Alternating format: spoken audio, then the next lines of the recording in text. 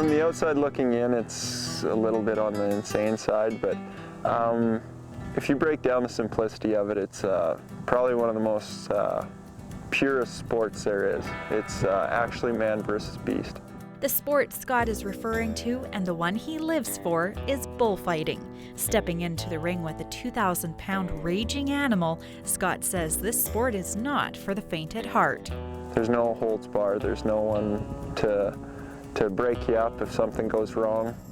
The Medicine Hat cowboy spends his days here, on a ranch just south of the city, running 400 head of cattle.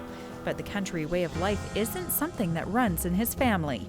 My brother's a pipe fitter.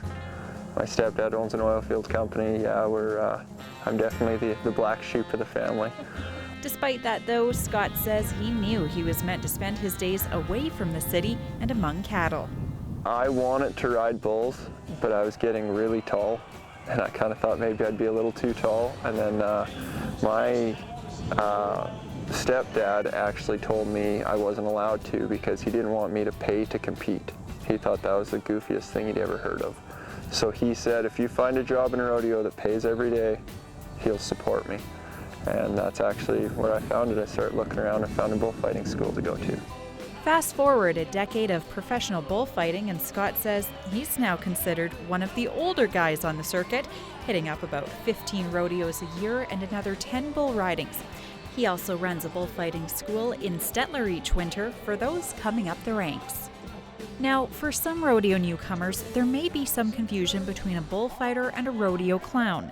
And while they both have the cowboy's safety in mind, Scott says the clown focuses on the spectators, while the bullfighters get the bull away from the rider. I use his body against him to get around him. They can't turn as sharp as I can, but they can run faster. Four legs can always outrun two. So I use his size and mass against him to get around him and maneuver him to do what I need to get done, and that is divert his attention from the cowboy and keep myself safe. Back on the ranch, Scott uses his skills from the arena to check on the cattle each day, ensuring they're healthy and well cared for. I can walk through a set of cows and not have them get up from laying down because I understand how to sneak around them, and it's the exact same with a bull that is looking to hook me. I can sneak around him to where he can't find me and then just pop up and show up and get his attention.